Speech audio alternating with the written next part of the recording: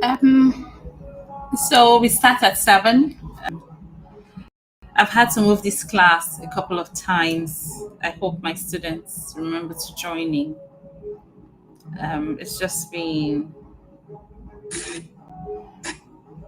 a very tough season for me. Um, yes, okay, I see that I have 2 persons who have joined. Let me pull this up.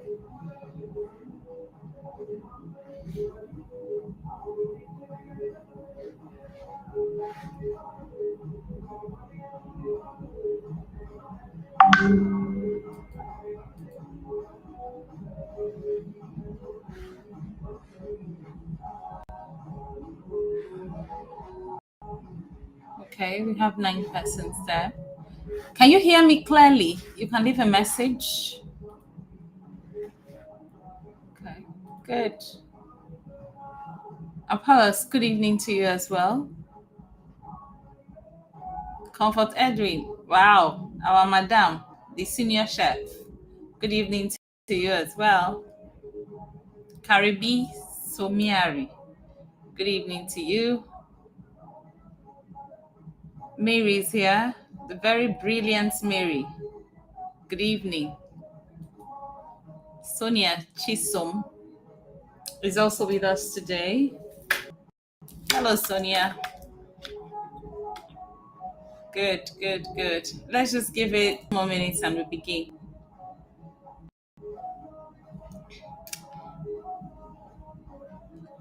I have to drink this like this for today.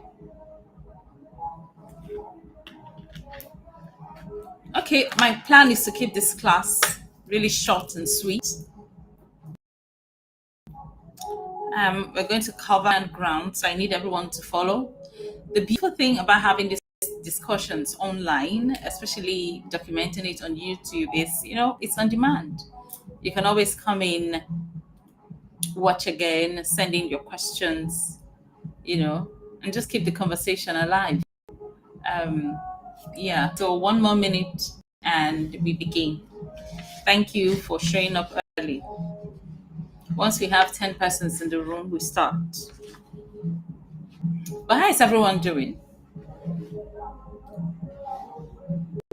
Oh, thank you. Thank you, Mary. Thank you. Important. Okay, we'll begin now. So we're continuing our conversation around the subject fundraising and resource mobilization. And I think that we've done a lot. And then I disappeared for, I think, 2 weeks because I had private stuff to handle. Some of you are part of it. I want to use the opportunity to say massive thank you to those who showed up for the twins' dedication and party. Thank you so much. Today, we're going to jump in straight to think about communication tools for fundraising. So we know what fundraising is. We know how important it is. But how do we go about doing it? How exactly do we use the tools of communication to ensure that we have successful fundraising events or programs? What do we say to people? How do we say it in a way that will convince them to give us the support that we need? It's really important. And I'm really excited because I'm taking this course at a time when I'm fully involved in a fundraising, a massive fundraising event exercise.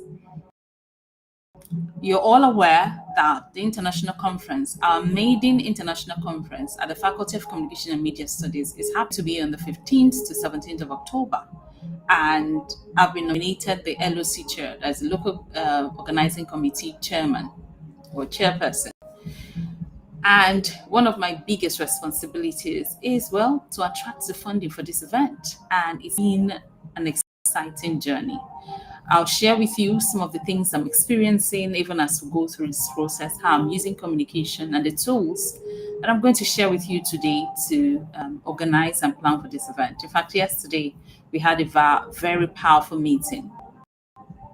For some of these meetings that I champion and that we hold, and I'm able to convince the leadership of the faculty to participate in, they're not just a one-time thing. And we'll see in this course and today why.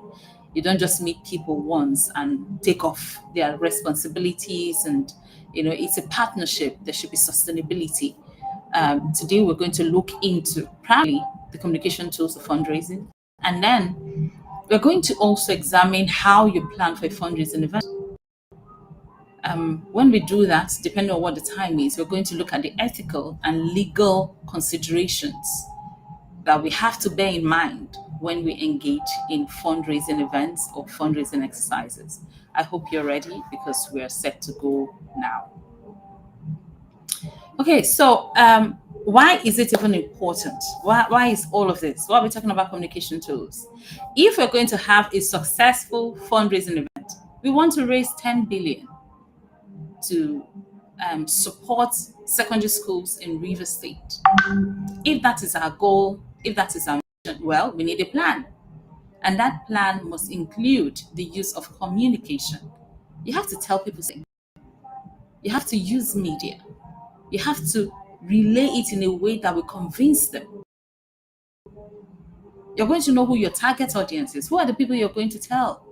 What are you going to tell them? How are you going to tell them? What are the tools, the tricks, the methodologies? What are you exactly going to say? That's what we're talking about. Because it's really important, because communication, again, that we do in this trade. The first thing, the most important communication tool is the ability to craft persuasive messages. And what are persuasive messages? They are communication strategies designed to influence donors, attitudes, and behavior toward giving. What are you to say? How will you say it? How will you craft that message? What are the steps that you're going to take that will convince them? To persuade means to compel people, to sort of convince them to take particular action. The first thing I would like to say here is, well, persuasive messages are made up of certain elements, right? The first one is appeal to emotion and framing. What does it mean to appeal to emotion? The ability to evoke sympathy or empathy towards the cause. What you write down, what you say to people, whether orally or even by demonstration, non-verbally, needs to trigger something in them to say this is important. This is necessary. The schools in Eche, a particular secondary school, the way I've been shouting in the past 2 years now, the particular secondary school, very significant, very important. And I've been talking to people independently. I've been talking to them remotely. I've also used media platforms to do it, to say, look, it's important. There are lots of children who rely on this particular facility, this infrastructure, to better their lot. And we're beginning to get responses because I've been able to tap into their heart, their mind, their emotion to say this is important. I'm not just doing that, I'm also framing. In other words, presenting the aspects of the story, the message about that school that's really relevant to them, and proffering solutions that they can also relate with, right? I'm talking about the problem is. I'm also bring a solution.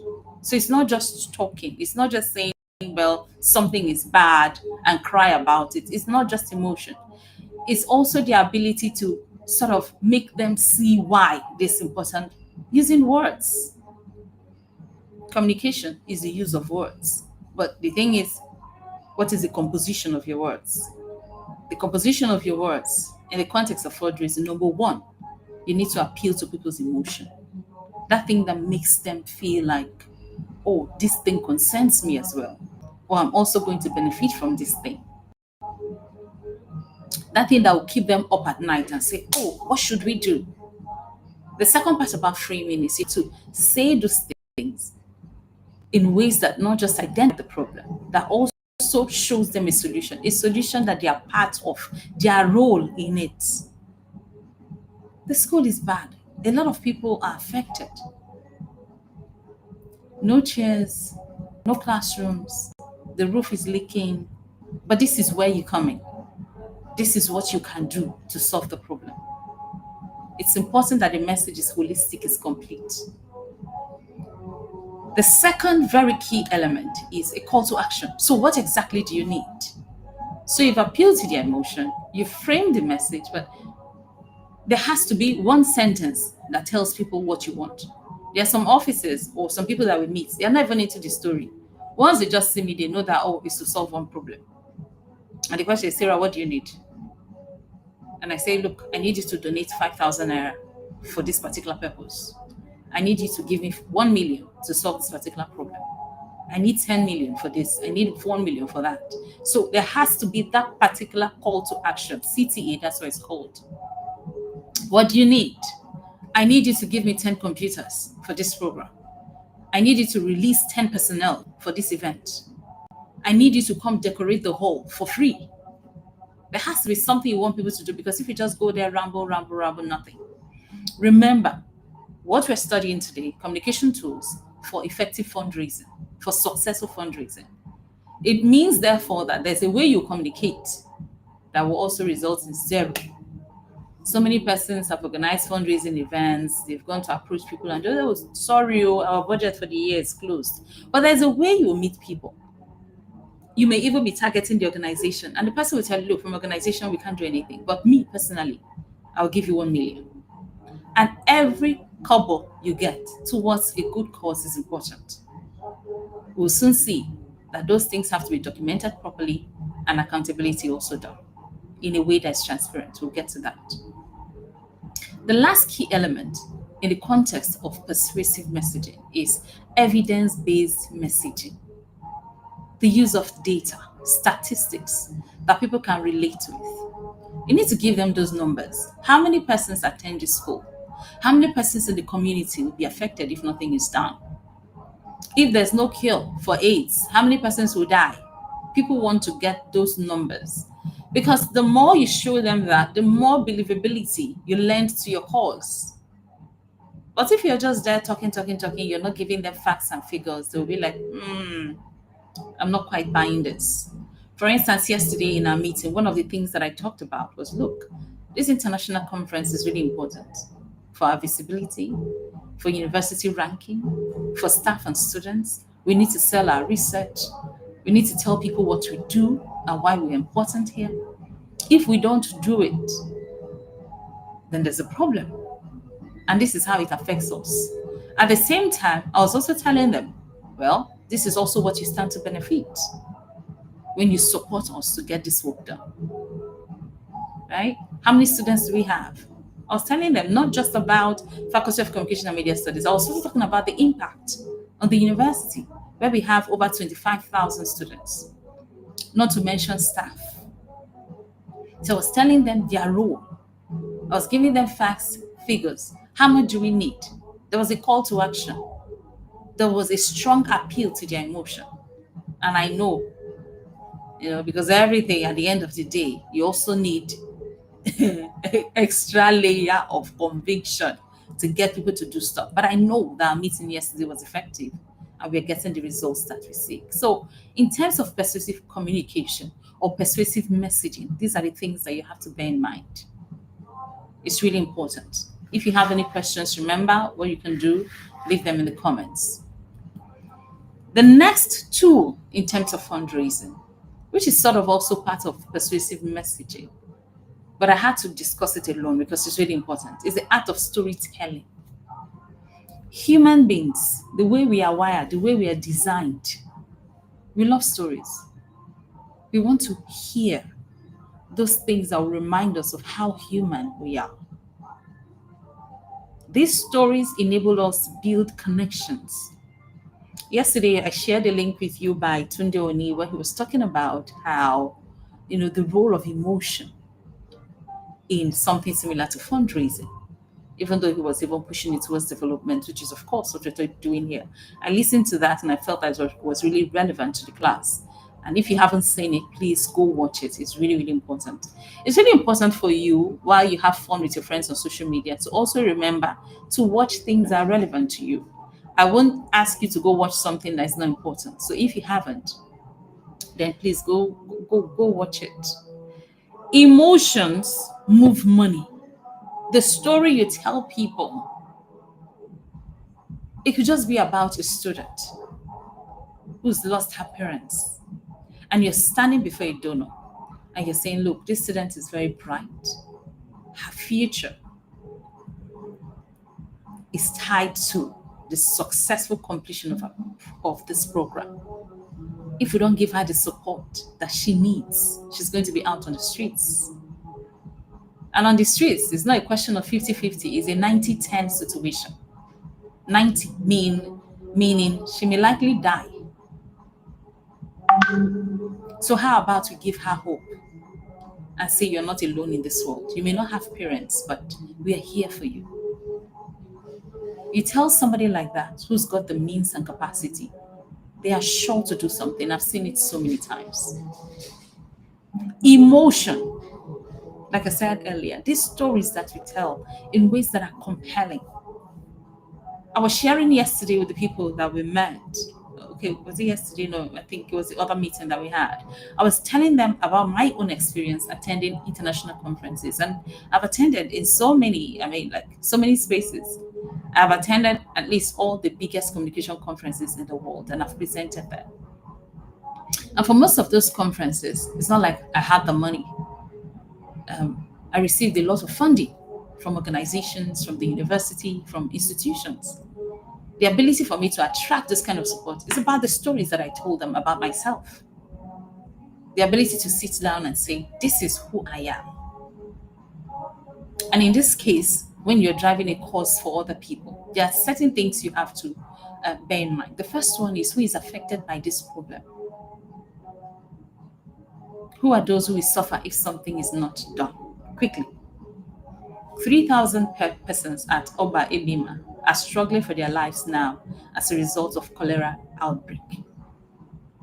Those 3,000 persons are those who are affected. What is the problem? Cholera. And people know how fast cholera can wipe out a generation if nothing is done immediately. That's the conflict. That's the problem. Every story, there are three steps. Every story has a structure. The first one is who is involved. The second one is what is the problem. In other words, what's the point of conflict? What is the issue? Now, waiting happen, if you like. And the last one is resolution. How can your donor, the audience, the people you're speaking to, how can they help you solve the problem? And remember, the donor, as we've learned, is from, it can be the government, local government chairman, it can just be anybody. But you have to target them effectively, and we've talked about that. So storytelling is a powerful tool in the context of fundraising. You have to be able to tell the stories in ways that are convincing, in ways that are believable, and using the relevant numbers, facts, and figures. The last one is sort of something that is a bit sort of connected. The third and fourth I'm going to share, the use of social media for fundraising and the role of media, generally media relations. If you're going to carry out a fundraising campaign, depending on what the goal is, you need relationship with the media. You need to know how to use social media. You need to know how to use the tools available on social media, whether it's videos or reels or the use of hashtags or even involving influencers to share your message. There's some persons you'll get to talk about stuff and immediately there'll be results. Think about the chess guy, Tunde Onakaya, was able to raise over $100,000 for a good cause. There's so many. If people are able to give BB Niger stars who they don't know, people on social media who they have no relationship with, just because they formed the connection with them, people who don't know them, you can imagine what we can do when we are faced with real issues, real problems, if we put our hearts to it. Social media is not just for buzzwords. We can also use these platforms for good. And it's also linked to the wider thing about media relations. You know, no matter what we find on social media, there's an element of, less believability because people feel, oh, we can find it on social media. But when you involve traditional platforms, radio, TV, newspapers, the result is even more. You can cover more grounds when you use both. The use of press releases, press conferences, media briefings. You can get invited radio to talk about stuff because no matter how social media is, the number of persons there, you need a level of technological awareness to be on the platform. But for radio, it's almost free. People are going to work, they're in buses, they're in taxis, they're listening to radio. So it's important to also partner with them. So if you're going to operate successfully in the world of fundraising as a development communication practitioner, as somebody who works with NGOs, you need to have friends in the media, people that you can reach out to say, look, there's this problem and I need your help. Can you please organize a small interview for me? Or when is your next stuff going on? Can you just slot me in? Can you please mention this event? For instance, at the River State University, sorry, regarding the conference, the FCMS conference, we're partnering with all the media organizations in the state. We've started reaching out to them because a lot of them, for instance, are former students. So it's easy to convince them to say, well, we already have a relationship with you. You're already part of the system. This is an opportunity for you to give back, to mention this conference and talk about the amazing things that we're doing and how it's going to affect people. So it's important across board that you have solid relationships with media organizations, journalists, with the NUG even, the governing body, the organizational body of journalists. So these are some of the things that I want you to bear in mind when we talk about sort of the tools that we need for fundraising. What have we talked about essentially? We've mentioned the use of persuasive messages. I've talked about the key elements of designing persuasive messages. We've talked about the art of storytelling. We honed in on that. And then lastly, we've talked about media, social media and traditional platforms, how to partner with people in these spaces and how to use the tools available on social media to get stuff done. You can make one post. One post, we've seen it so many times. One post can change your life. There's so many persons who've been on social media just because of how they told the story and how they posted it and how sad they looked. People just went on raising money for them. Some even fake. We've seen it. But the thing is, they were successful in that they were able to convince people not to talk about us, who have a lot of good to do in the world. We need to begin to do this. And as students who are preparing for the big world, it's important that we put these things to use, which is why I encourage everyone at the beginning of the semester to put the funds together. And so far, I'm not even seeing a lot of responses, and that's really, really sad. We're going to talk about this more on ground. I need everybody to please pay up because our fundraising event is likely to happen on the 25th of this month. The dean is going to be there. Some people from the faculty are going to be there. From some persons, of course, from our department are going to be present. It's going to be a small replica of how, stuff should be done. So please pay up this week. Okay. The next thing I wanted us to talk about, I mentioned at the beginning, is how to plan a fundraising event. If you follow the journey, we've done everything up to this point. So because we have a fundraising event coming up, we might as well learn how to organize and plan one. Remember, the steps are the same, whether you're planning a fundraising event for an international conference, such as I am, or you're planning a fundraising event to create homes for stray dogs, or you're planning a fundraising event to raise awareness around a particular cause in your community. The steps are essentially the same.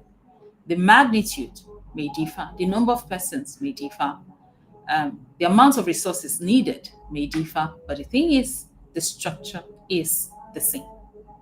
What is the first thing that you want to sort out in terms of planning a fundraising event?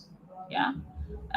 But I want to begin, of course, by reminding us what a fundraising event means.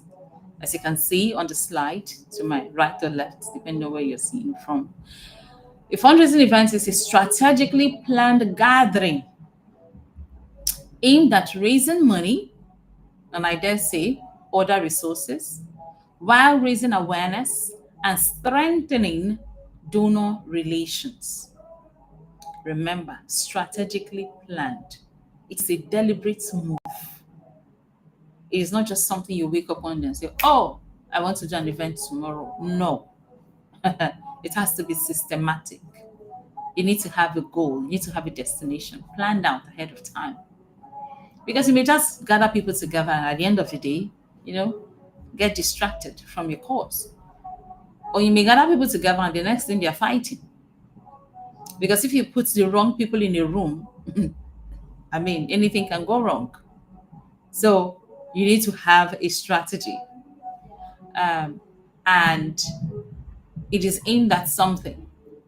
In defining what fundraising means, and of course, linking that to resource mobilization, we know that it's not just about money. Okay, it's not limited to money, it's usually money plus.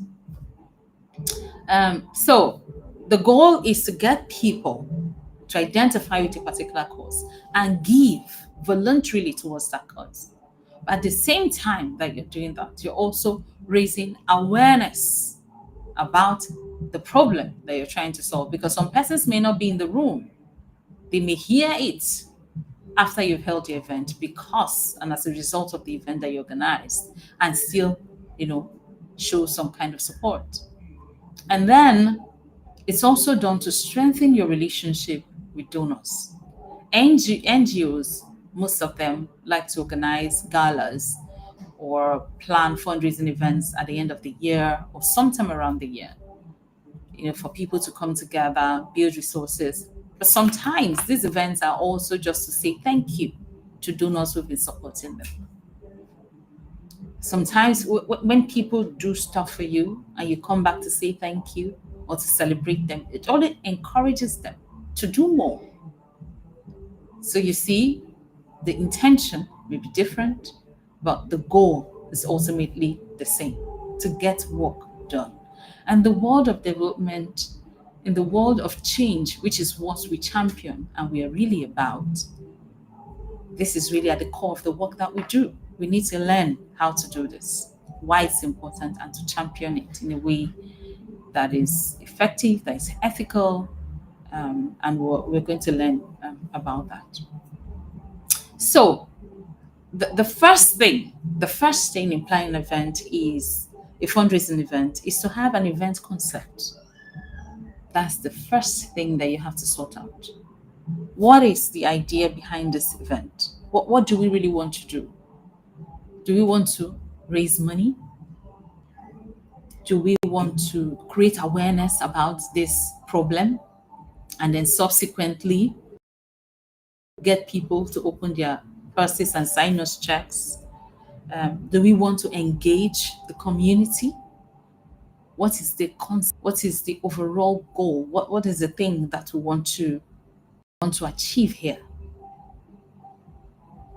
The next thing that you think about is, well, if we want to raise money, what kind of event, what type of event are we going to organize? A fundraising event can be a formal gala, it can be a dinner, it can be a banquet, it can be a walk. We see it all around the world. People do walks, they do tournaments to raise awareness about cancer, raise money for it, different types of cancers. It can be an art show. It may also be a formal dinner, just get people into a room and entertain them, and at the same time, it could be a benefit concert, right? Get musicians and comedians in the room and they perform, and then all the proceeds from the event go to a particular cause. So you need to know the type of event that you want to organize for this fundraising goal. The next thing, apart from the event concept, is logistics. A lot of planning goes into this. I mean, planning goes into life itself, not to talk about when you're going to ask people to give you money. You need to plan it. Where are you going to do it? What's the venue for your event? If it's a walk, where are people going to walk? You can't just say, oh, gather at Marine Base, then we'll figure it out. No, no, no. You need to have a planned pathway. You need the permission from the government, from the state, from the institution, from the community, from the king, from the local government chairman, whoever it is that's relevant and necessary. You need to get those permits. You need to find out the date and the time. When is this going to happen? And you want to make sure it doesn't clash with anything else. And you want to make sure that the people you invite are available on that day. So the advice is usually to avoid days like Christmas, New Year, or days where people have major religious events, right? It's really important that you choose your date and time, because if you choose the wrong date, people are going to say, oh, I'm not available, sorry. I would love to come, but sorry. You don't want to have the stories. You want to have people in the room. The next one is health and safety. It's really important that if you're going to bring people together into one space, that you do so in a way that is safe. We've seen churches, we've seen organizations for good reason ask people to show up. By the end of the day, people lost their lives. You don't want. You want to make sure that if you're going to put people in, there are clear exits and that they know where the exits are. You want to make sure that before people come into the room, that you've checked the lighting. For instance, for the international conference, we're getting people to inspect the building. We're checking our toilets. We're checking our exit points. We're checking our doors to make sure that nothing wrong happens. You don't want to call people for a good cause, and at the end of the day, news breaks and it's sad news. That will ruin the reputation of your organization, of the institution forever. So you don't want that. The best way is to avoid it, planning effectively. So we've talked about event concept, deciding exactly what you want to achieve and how you want to do it, the type of event you want to organize. We've talked now about the logistics involved in it, the planning, and these are some of the 4 things important in the context of logistics. The next one is budgeting. Okay, what are you going to spend money on, and how much exactly are you expecting, and what are the avenues through which those monies are going to come? So, for instance, in terms of expenditure, you want to think about things like the venue. How much is it going to cost? Or is somebody donating a hall to you? You want to think about entertainment, because you're not going to ask people to come sit down for 3 hours and they'll be looking at you like that. No, at least water, something light to drink. At the same time that you don't want to leave people, thirsty. You also don't want to overdo, because remember, you're asking them for money. If they come and you're, treating them to champagne and wine and fine dining, well, it depends on what the goal is. They may look at you and say, this one doesn't have money problem. We should even be asking this person to give. So you want to do things moderately, but treat people with respect. Entertainment, who's going to sing, refreshment, what are they going to eat, and then publicity materials. If you're going to have an event, you need the flyers, you need the posters, you need to do some sort of media campaign. All those things cost money, so all those fall under your expenditure. And then on the other side is, income. How are you going to generate money? If the event, for instance, sometimes people organize fundraising dinners and they say, okay, to get a seat, you need to pay 1 million naira. That's your fee to get into that place. Because remember, when you get people of influence together in one space, a lot of things happening. It may be your fundraising event, but people are also networking within and amongst themselves. So you're also doing some good for some persons individually. So sometimes one of the ways so that in terms of raising money even before the event is to say, to come for the event, you need to drop some major fund. So, or to just gain access to the benefit concerts, in which case you're asking musicians to come perform or comedians to perform, you have to pay something. So that's a way of you raising money for the cause. And then there's on-site donations. When people come, they'll sign checks, they will bring cash, or they make promises, which you have to follow on. That's another way of also raising money. And then there's also corporate sponsorships. You may plan an event dinner, a fundraising event dinner, and then an organization may just say, okay, we'll take care of it for you. We'll give you 10 million, we'll give you 15 million, we'll give you 1 million to organize organize this event. That's another way of, getting money towards your cause, because you're not expected to finish everything on partying. Remember your goal. We want to build a new town hall for our community. We want to send 50% from our community to the UK to go study. We want to send some of our young people to go learn tech. It can be anything. You must not forget your goal. Every money that you get should be targeted towards solving your primary objective, your primary problem. And then sometimes maybe it be an auction event. So the monies that you get from, the auction, the proceeds from the auction can also be some form of income for you. The next thing that you want to think about in terms of planning an event is, well, the people you are going to use for this. Team roles. Who is going to do what? Right? For instance, you need an event manager, somebody at the helm who is going to organize everything. I think your network is lagging a bit for it to come through. The event manager who is going to be the central point, organizing stuff, telling other people what to do, or sometimes even what not to do.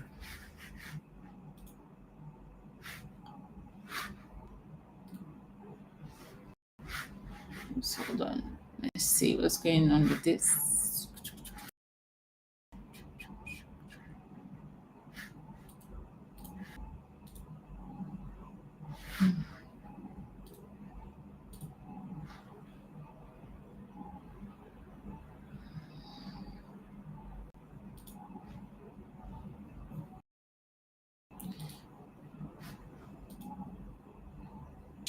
So the slides will come back. I just want to be sure that we're seeing the same thing. Good. Okay, maybe I should just leave the slides on because of the network.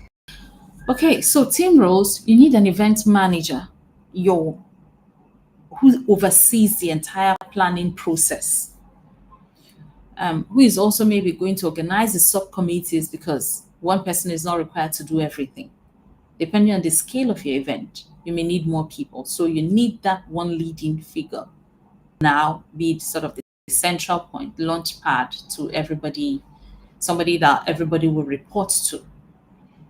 And then the next one is, well, you need to reach out to your sponsors. You need somebody who is going to be the central point for reaching out the different sponsors. That person does not necessarily have to be the event manager, because the role of the event manager is great. You're thinking about sort of everything. But when you have a sponsorship lead, that person is just responsible for reaching out to people. Other persons might submit names to them and say, okay, why don't you reach out to NDDC? Why don't you reach out to NUJ? Why don't you reach out to? But this person is going to be the person they're saying, okay, these are lists of potential sponsors. And then towards the event, and say, okay, these are our actual sponsors. And be responsible for signing letters, bringing in the funds, being accountable, being transparent about how much is coming. And then during meetings, this person will report to the event manager and everybody can chip in. It's really important. These are sort of, you can have so many persons working, but these are the major four. The next one is media and publicity officer. We talked about it earlier. Media relations is important. You need one person who is going to be in charge of publicity. They may have 1,000 persons working under them, but you have one. You must have a leader who's going to say, okay, this is how we're going to distribute ours. This is when we're going for conversations in the media. This is the person we're going. This is the media organization we're going with, and so on and so forth. The person who will come back to the central organizing body and say, well, these are the number of persons we're expecting for this event based on our outreach.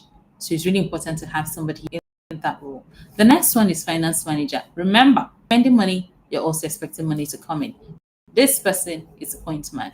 The sponsorship lead works directly with the finance manager, because once sponsors say, we're going to give you 10 million, you report to the finance manager and say, okay, the money, has it come in? Have they released the money? Energy, have they brought the money? NNPC, have they has he brought the money? Like that, so that there's a back and forth. Once they say, okay, the money has hit the account, the sponsorship lead will go back to a letter acknowledging the receipt of the funds. Just be in touch with the sponsor all through the event. So these are your major four. Remember, the finance manager may have like treasurer working with him or her, and so on and so forth. You may have a lot of people in your event. If it's small, you just need this for. Sometimes an event manager may double and play all these. But we're talking about for a standard fundraising event, you need at least persons. These four sort of structure points for an effective event. Remember, we're discussing here the key elements of planning a fundraising event. And what we've talked about so far is event concepts, basics planning, budgeting, team rules. The next one is, well, promotion. You have a media and publicity officer. Their key role is promotion. But this one stands alone because this is at the heart of it.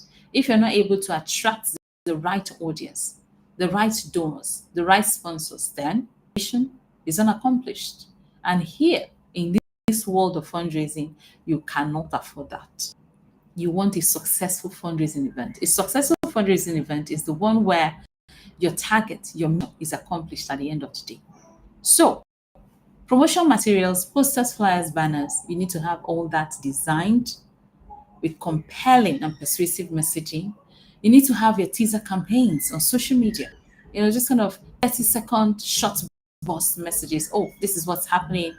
You can use influencers even to champion your cause. You can pay and advertise on social media and so on and so forth. But you need to get your promotional materials out and ready.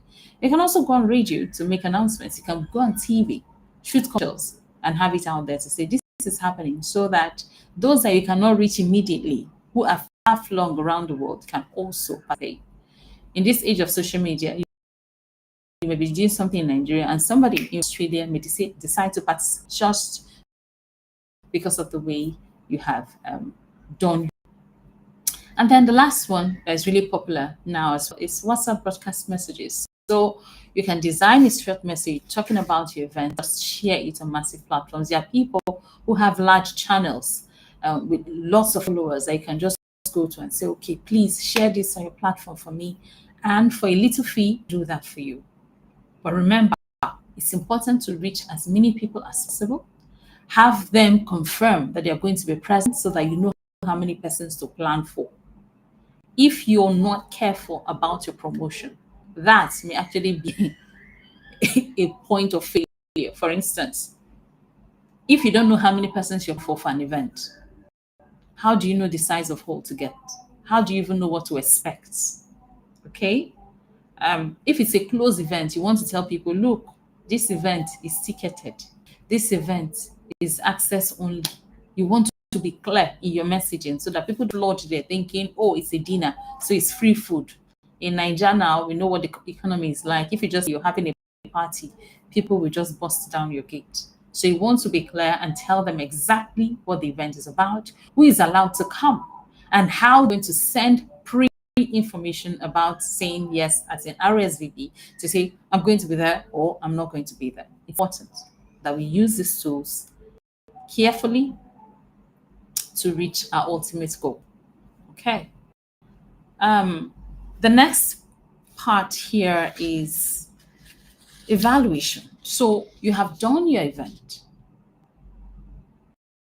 As part of your planning this major event, you also have to think about how you're going to come back and see whether you did the right thing or not. If for nothing else, even as a learning curve for you, an opportunity to learn, we need to do better. When you go on social media to share information about an event, to know how social media works, that looking at your back end, doing simple social media analytics, you'll be able to know how many persons have seen this message. You can look through the comments and say, what are people doing? Are there questions we haven't answered that people are posing to us, right? All those are sort of ways of evaluating the evaluation is also important post-event to say, okay, how many persons did we intend to attract for this dinner and how many showed up? It's important to do that minus plus so that in the future you know what to correct. We went on radio to talk about this event, but how many persons listened? Did they call in? Did they send messages? Were we receiving calls to say, "Oh, we heard about this on radio, so we're coming. How much do you need? What kind of support do you need? What can we do?" I'll give you a quick example for the conference. Just on my own small space, a lot of persons have begun to sort of respond and say, "Oh, tell me more about this conference." Some even have reached out to say, "Oh, how can we participate? Are there sponsorship opportunities? What about partnership opportunities?" People are asking those sort of questions. So it's important for me now, looking back, to say, "Oh, well, even I, as an individual, just sharing the flyer on my own status, say on WhatsApp, people are responding. So let me encourage other people in the team to also do the same so that we can attract the number of persons that we want for this conference." So it applies. I mean, use these platforms effectively, but also have a way of evaluating whether or not the strategies you applied were successful. Um, and so these are the things that we need to know in planning a fundraising event.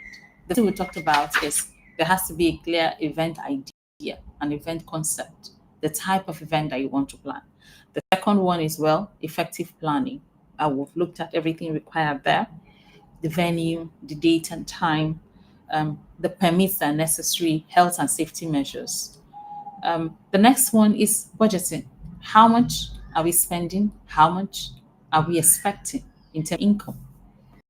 And does it really measure up? You need to spend more than you're going to receive.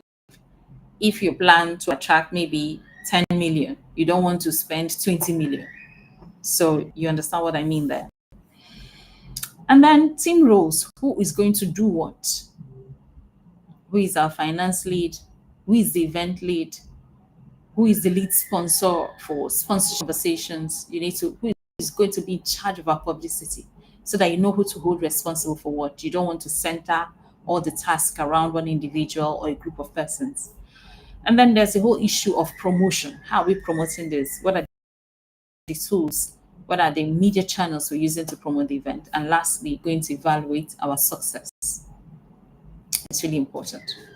Okay, so this wraps up the first of the class centered around planning a fundraising and then the communication tools for fundraising. Now we're going to discuss ethical and legal considerations in fundraising.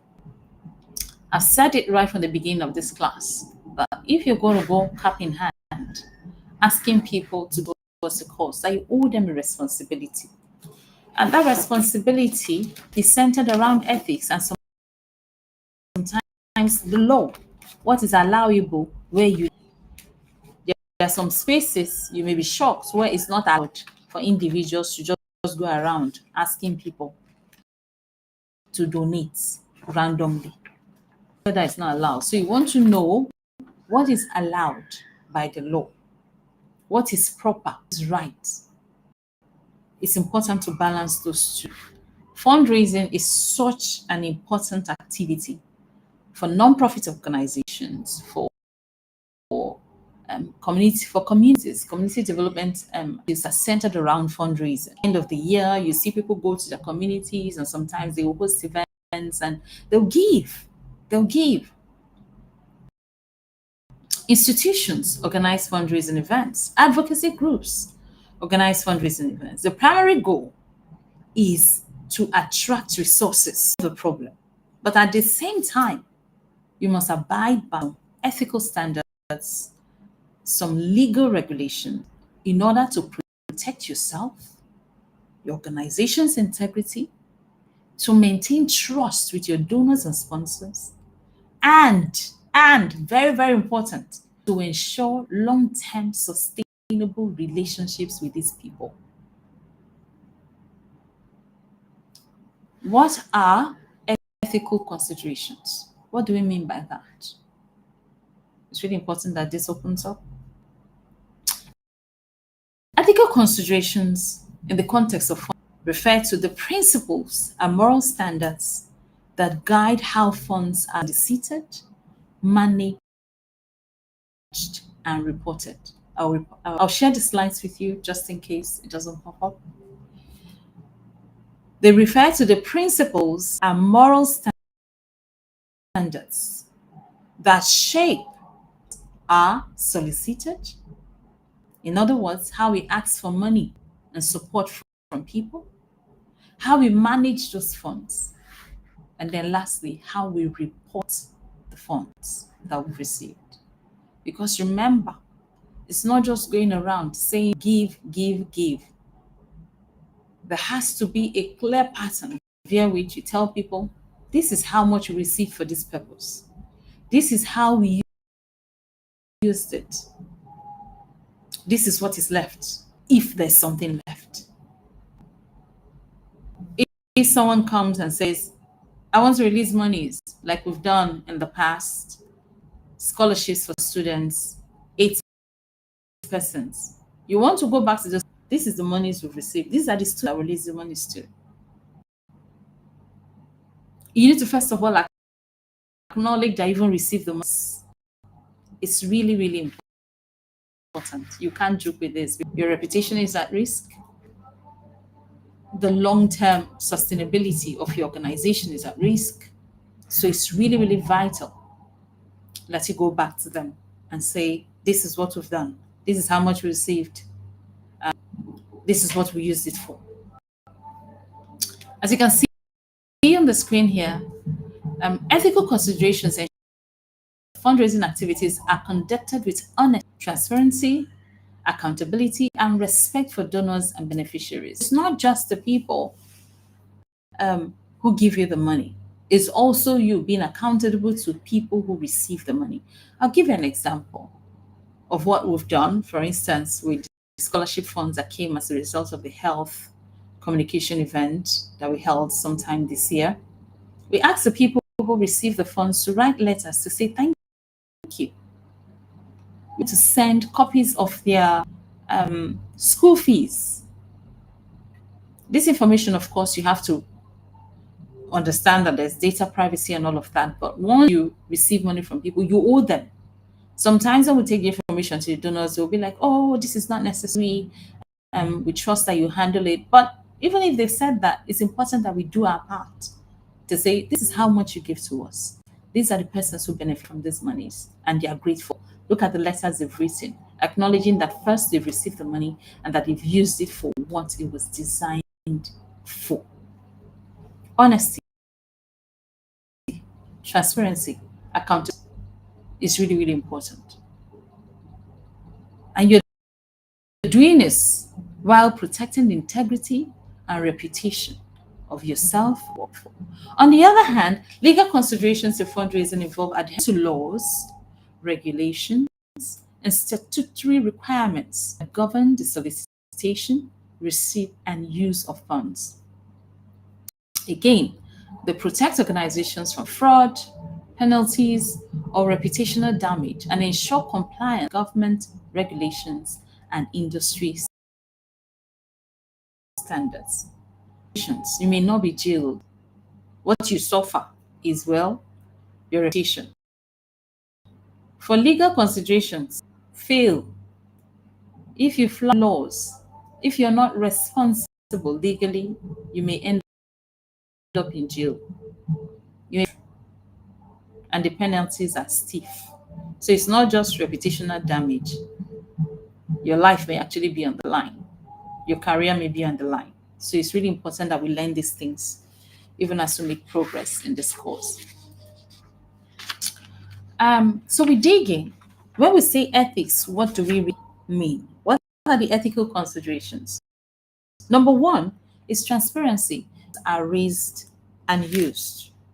And why is this important?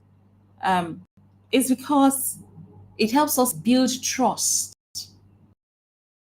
with the people who give us these monies. To this sort of misinterpretation and something that is really rampant all around the world. You give people for one purpose, and then they use it for something else, and then they give you stories, or they don't even use it at all. It's important that you're transparent for your reputation and the reputation of the organization that you work for. is transparency? The practice of being open and honest about how funds are solicited, used, and reported. The practice of being open and honest about how funds are received from people, how they are used, and how you report them, how you document them, how you account for them. The second ethical focus area is accountability to donors, beneficiaries, and stakeholders. The people who give you the money to them, the people who receive the money, you're also supposed to be responsible and accountable to them. And then stakeholders, everyone who is remotely affected. Okay? So you go to your community, you're set to sort of install boreholes for them. Use money from outside, just from members of the community. You know, it's important that you say, this is how much you received. Somebody give us 20, the other person give us 10, the other person give us 10. When you put it all together, it's 4 million. The borehole costs 25 million, and then 15 million, we use it to train people in the community on how to do repairs. Apart from that, we use another 5 million for this, and then we have an astounding 5 million. Can we have it cover 5 million? Will be full. That's being accountable to people who give you the money, people who benefited, as well as other members of the community, the government.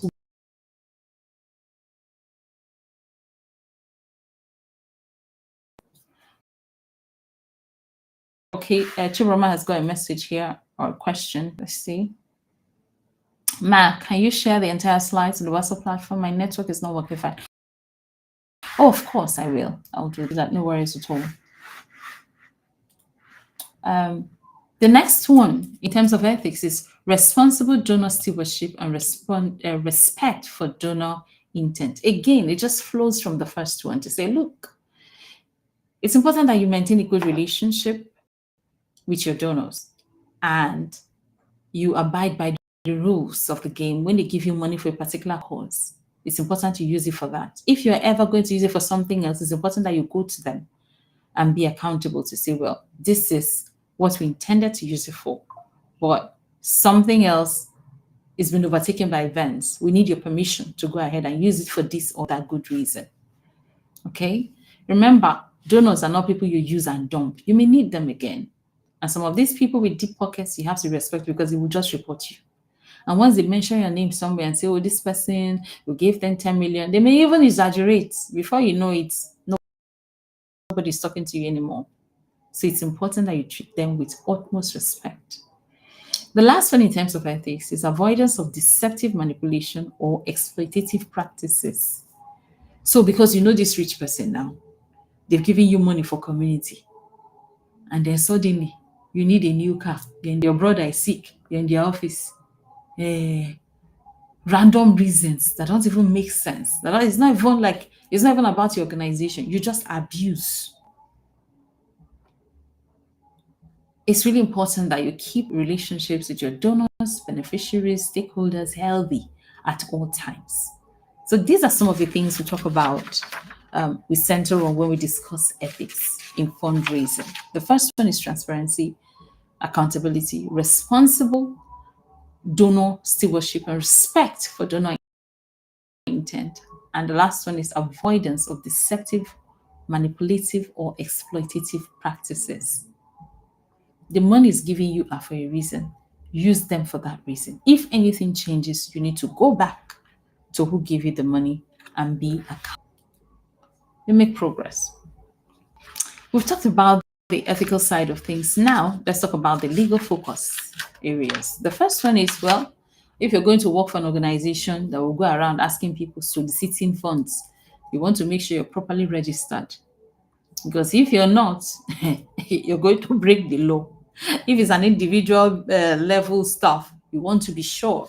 For instance, for the scholarship funds, we did it under a particular umbrella. But I see that even after now, lots of people have been reaching out to me. Oh, we would like to do something. We saw what you did. And I've been asking them to please hold on.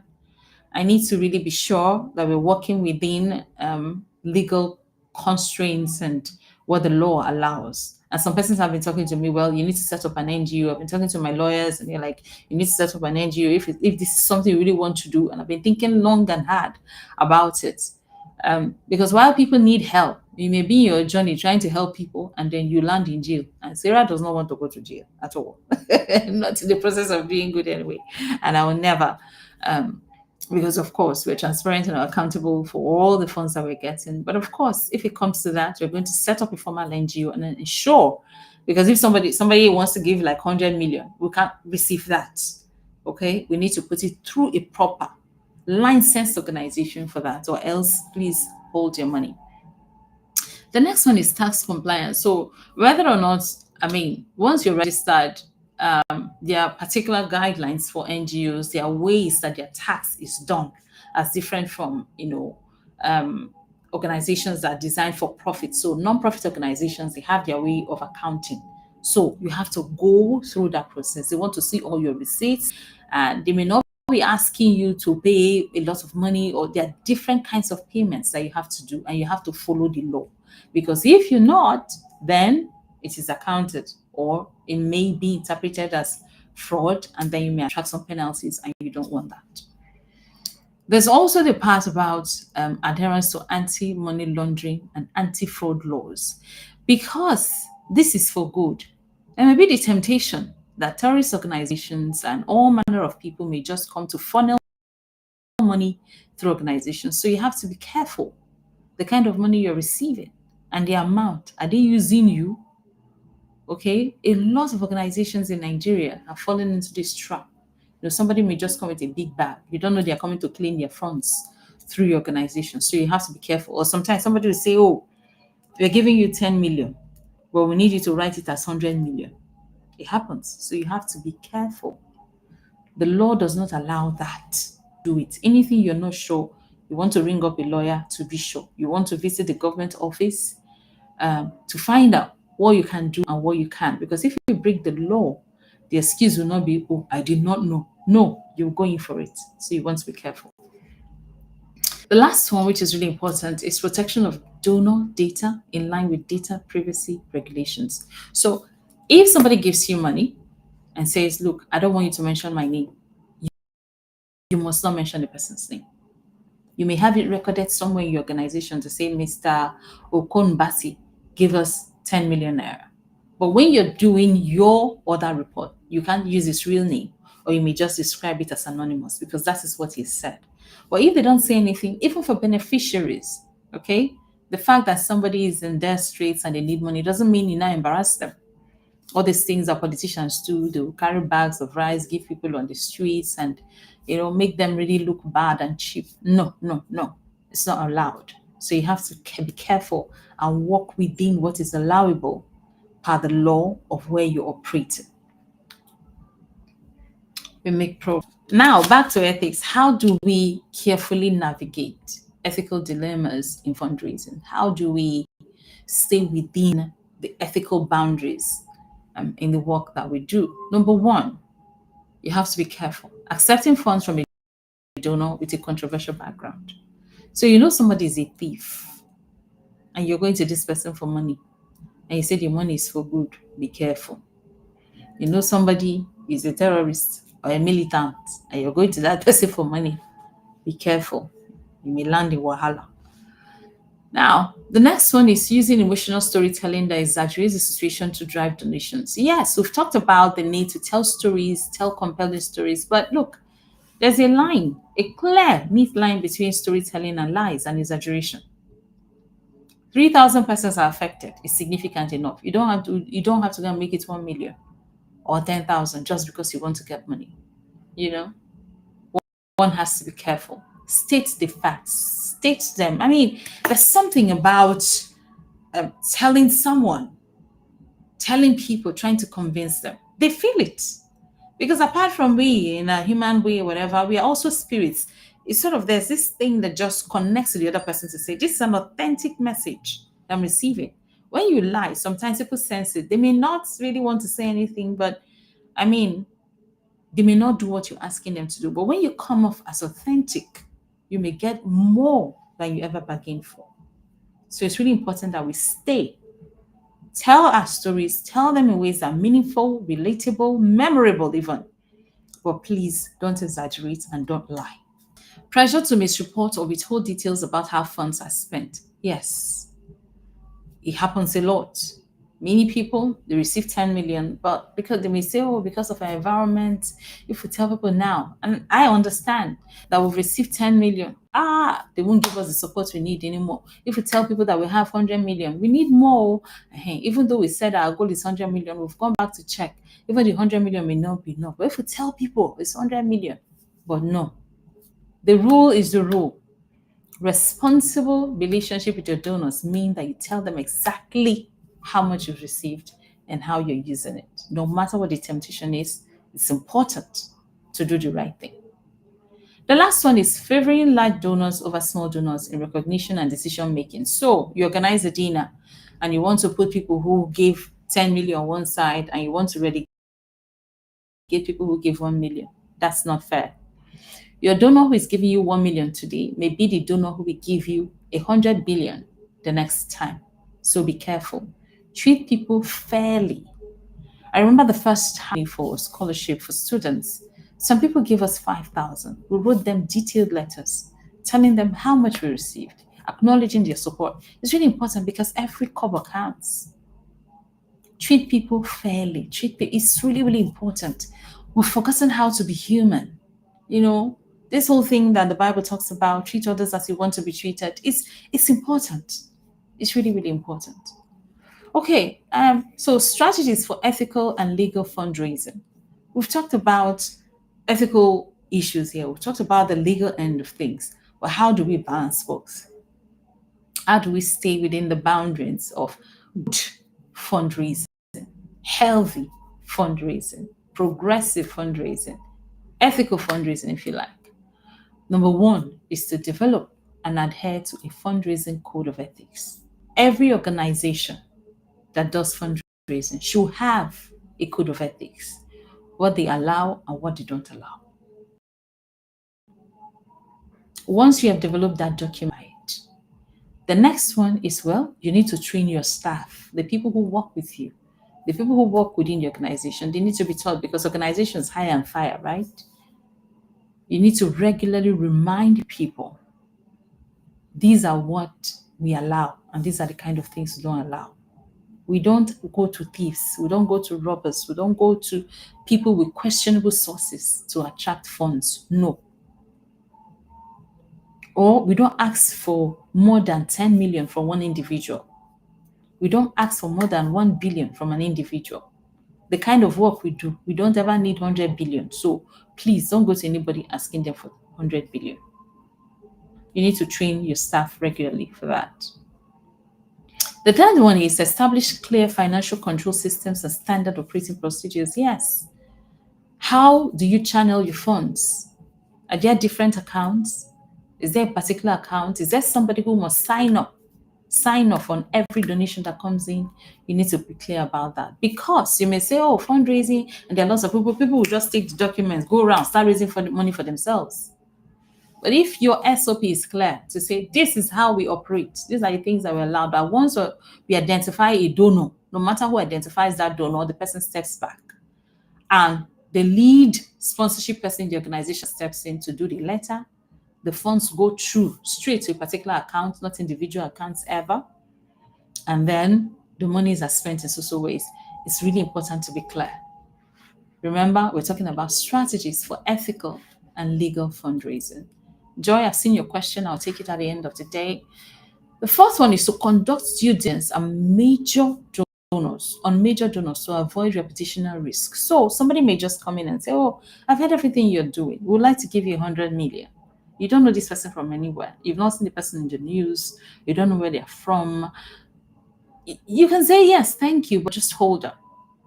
Go back and do a digging around that person. What does the person do? How are they getting their money?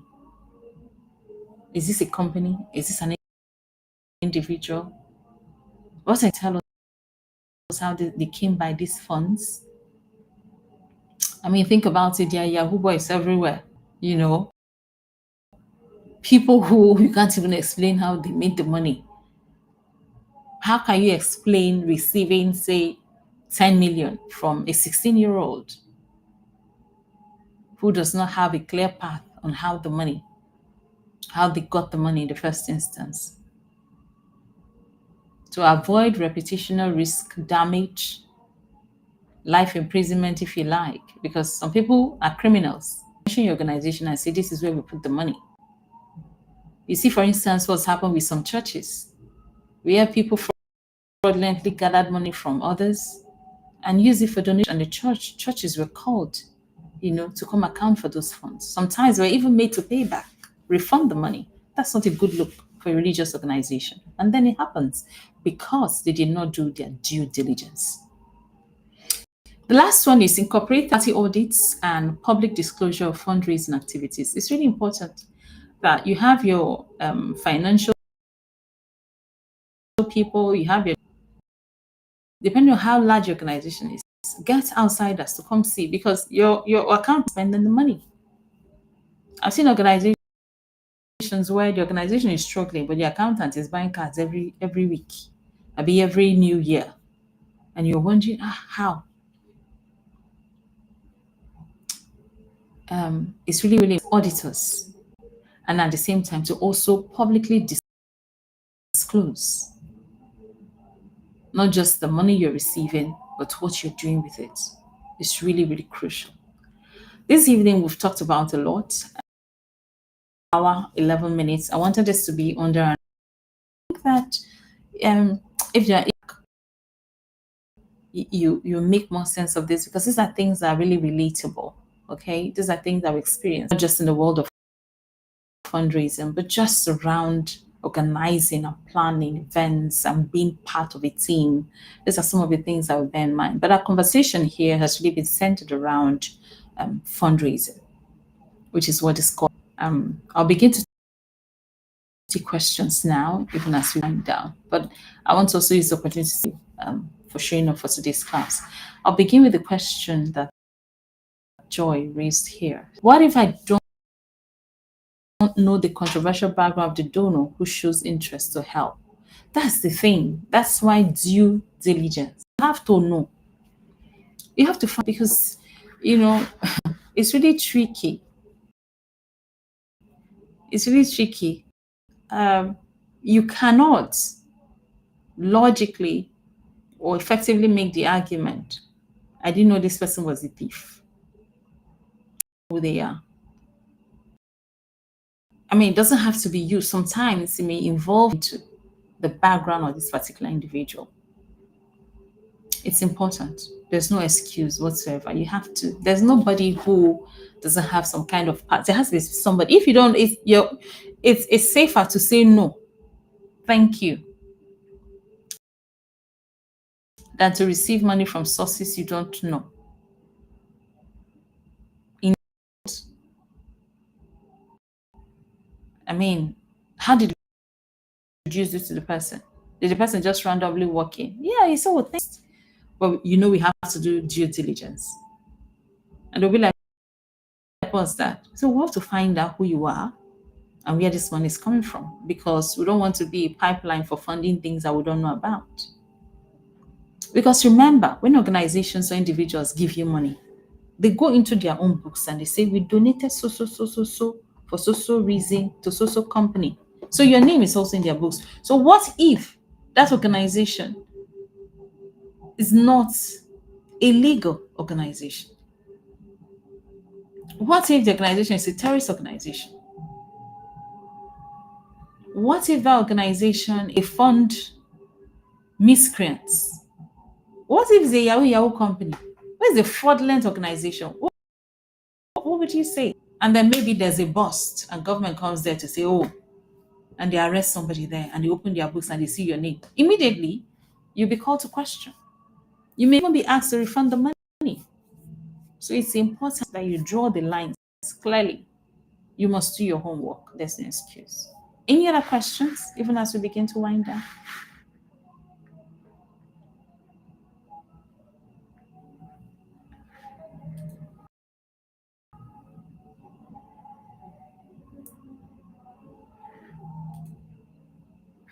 Any other?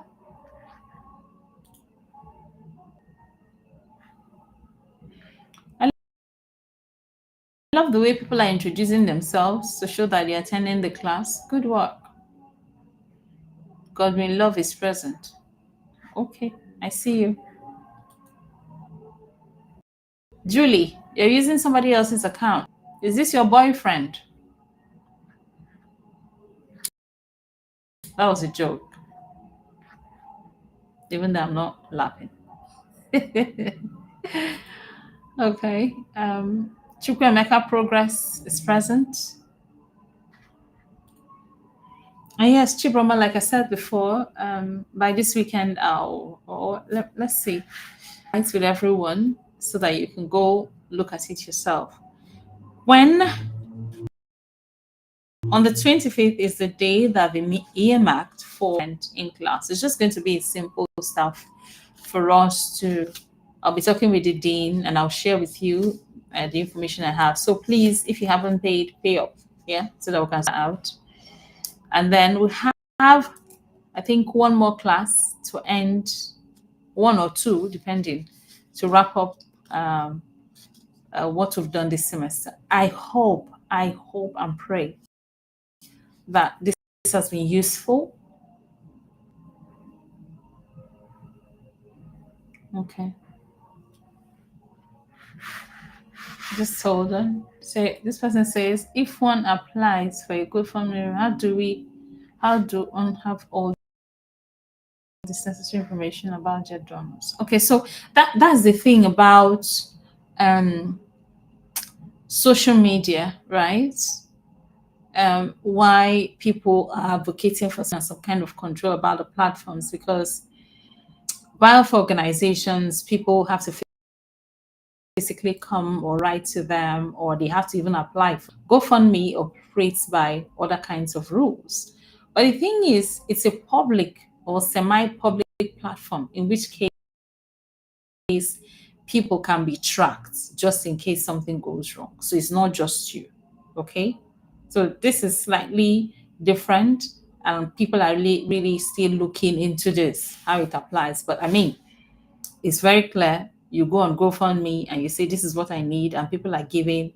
Nobody will hold you accountable. But if it's an organization or party, I think the government has a way, they will find a way to sort that out. But these are some of the sort of doing things like this on social media. So one still needs to be careful, okay, and how they receive monies from people. Fundraising events, especially on ground ones, operates by a different set of rules than things that have happened. So these are things that to solve, because a lot of things going on the internet that are potentially dangerous. Okay. When are we writing tests? Okay, so I said at the beginning of semester that our fundraising event is so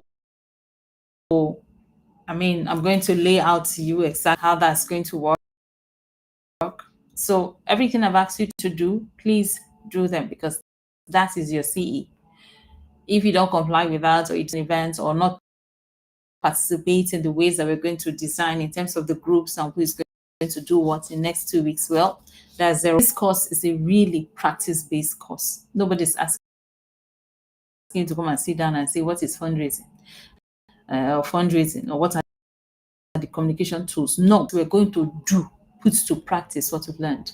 Remember our workshop session on how to write proposals. I hope that you're practicing, because of course we're going to replicate that just before we do the fundraising event, and then we're going to put ourselves in groups who gets to do what. So please just stay. But no, there's no writing of tests for this course. It's slightly different, and you're going to learn how. Just follow the process. Julie's got a quote. Julie Ngozi says, what if after you've done your homework, it still happens that somehow you still end up in an organization's image? How can you manage such crisis and bounce back? That's the thing. Transparency. Being accountable to say, look, we got these funds, we did our due diligence, but somehow we didn't see this part. we didn't see. We're not able to trace it because they hid their tracks very well. We apologize. Maybe we could have done more digging, but it is what it is, and we've used the funds for this and that, and it's all for a good cause. But we want to assure our sponsors, our donors, that in the future, we're going to bring in even more powerful measures to track who our sponsors are. It's just owning up to your flaws and your failures and stating clearly how you're going to mitigate them. And that's it. If you do it in a way that's transparent, in a way that comes off as honest, you'll be forgiven. But if you deal with it with pride and I don't know now, for take no now, you that's the end of you. And in this line of work, you can't. Honesty, transparency is the only way out. Okay. I want to thank you this evening for listening. I'll share the slides and I'll see you in class very soon. We're going to have one more conversation before our fundraising event. But just before the fundraising event, I'm going to share some tasks and responsibilities that will make us sort of feel the semblance of having a real fundraising event and following some of the procedures that I shared here today. Thank you. Have an amazing day. God bless you.